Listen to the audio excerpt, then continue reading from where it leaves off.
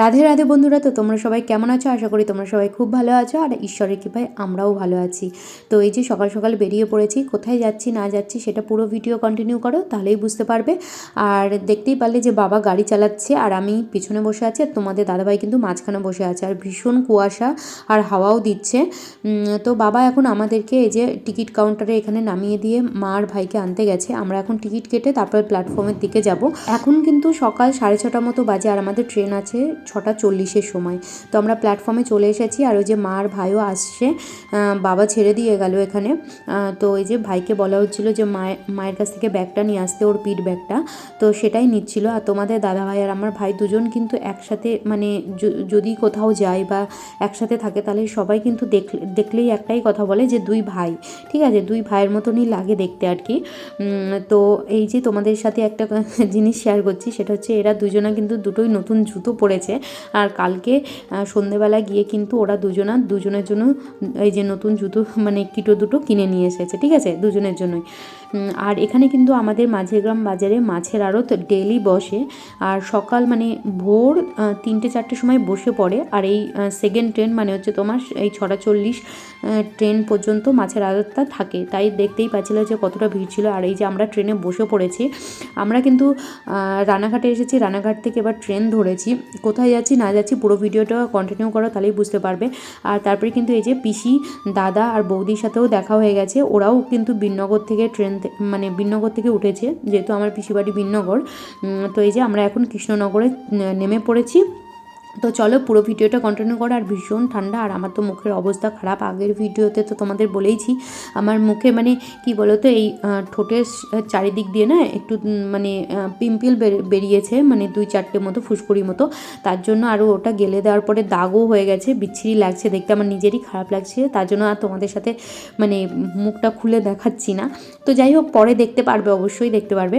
তো এই যে এখন আমরা ব্রিজটা ওভারটেক করছি, তো সামনে ওরা যাচ্ছে। এবার দাদা এখান থেকে তোমার কটা পেপার কিনে নিল, আমরা বসার জন্য কিন্তু কিছুই নিয়ে আসিনি। তো তোমরা কি আইডিয়া করতে পারছো যে আমরা কোথায় যাচ্ছি না যাচ্ছি? যদি আইডিয়া করতে পারো তাহলে অবশ্যই কমেন্ট করো, আর যদি না পারো অবশ্যই আমি বলে দেবো। তারপরে এই যে আমরা চলে এসেছি কিন্তু এখন অটো স্ট্যান্ডে। তো আমরা কিন্তু অটোতে বসে পড়েছি, এবার অটোও ছেড়ে দিয়েছে, আর অটোর সাথে কিন্তু একটু ঝামেলাও হচ্ছিল। মানে আমরা যেহেতু গেছিলাম, আমি, মা, ভাই, তোমাদের দাদা ভাই, 4জন, আর ওইদিকে হচ্ছে পিসি, বৌদি, দাদা, ঠিক আছে, টোটাল 7জন গেছি। তো বলছে যে না 8জন লাগবে, 8জন হলেই তারপরে ছাড়বে টোটো, তার জন্যই সেটাই ওরা তর্কতর্কি করছিল। তো যাই হোক, এই যে চলে এসেছি স্বরূপগঞ্জ ফেরিঘাটে, ঠিক আছে। এবার তো তোমরা বুঝতেই পারছো, হ্যাঁ আমরা যাচ্ছি হচ্ছে মায়াপুর যাচ্ছি, নবদ্বীপ ধামও ঘুরবো, পুরোটা তোমাদের সাথে শেয়ার করব। তো চলো পুরো ভিডিওটা কন্টিনিউ করো, আশা করি ভালো লাগবে। আর একটা কথা হলো, আমি কিন্তু জল দেখলে ভীষণ ভয় পাই, কারণ আমি কিন্তু সাঁতার কাটতে পারি না, তার জন্যই আরও বেশি করে ভয় লাগে। হ্যাঁ, আমাদের পুকুর আছে, আমি আমাদের পুকুরে অল্প একটু সাঁতার কাটা শিখেছিলাম, কিন্তু কি বলতো, ওই একটুখানি যাওয়ার পরে না, তারপরে মানে আর পারি না, এটা হচ্ছে কথা। আর ওই জলে আমার ফোবিয়াই আছে, আমি মানে সত্যি বলছি ভীষণ ভয় লাগে, মনে হয় যে মনে হয় ডুবে গেলাম। আর কোনো সমুদ্র বা নদীর মধ্যে গেলে তো আমার মাথা ঘুরতে শুরু করে দেয়, জানোই যখন যে ভয় লাগে, তো অবশ্যই সেটা সম্ভব। তো যাই হোক, এই দেখো সবাই ধারে দাঁড়িয়ে রয়েছে, আর আমি দাঁড়িয়ে রয়েছি দেখতে পাচ্ছ মাঝখানে, যে সবে ছাড়লো।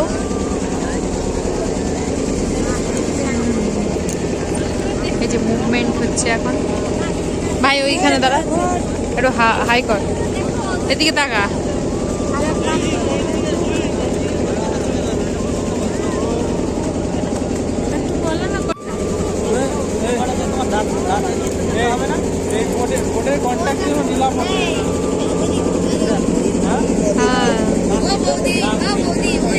ইসকন মন্দির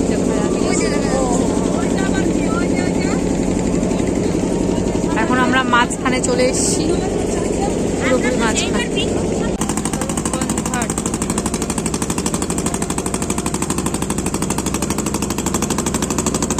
আমরা এখন নামবো, রাধারানীর মন্দির, সুন্দর সুন্দর, ভাই আসছে।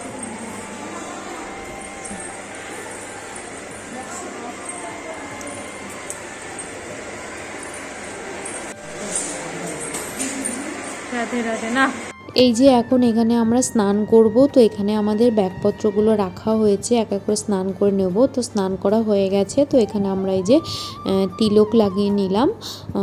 আর এরপরে আমরা আস্তে আস্তে সব জায়গাগুলো দর্শন করব আর তোমাদের সাথেও শেয়ার করব পুরোটা। তো চলো তোমরা পুরোটা দেখো, আশা করি তোমাদের খুব ভালো লাগবে।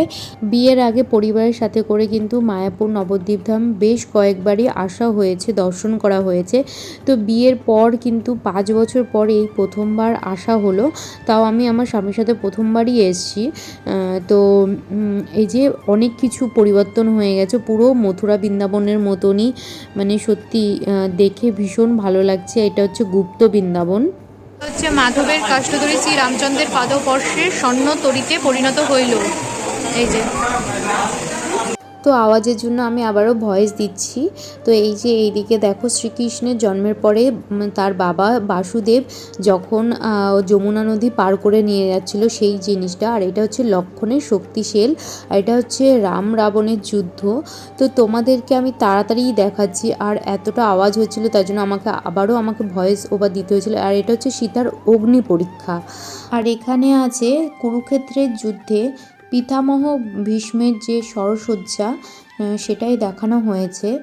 আর এখানে আছে কংসের কারাগার, বাসুদেব আর দৈবকীকে যে কারাগারে বন্দি করে রেখেছিল সেটাই দেখানো হয়েছে। এখানে দাদা বলছিল যে জয় মা কালী, জয় মা তারা। তো আমি আবার গেলাম, তো এখানেই দেখতে পারলাম যে হ্যাঁ, যে কৃষ্ণ সেই কালী। তো এটা হচ্ছে কৃষ্ণ কালী, সেটাই দেখানো হয়েছে। আর তারপরে আর এখানে দেখো যে শ্রীকৃষ্ণ তার রাধারানী আর গোপীদের সাথে রাসলীলা করছিল, সেটাই দেখানো হয়েছে।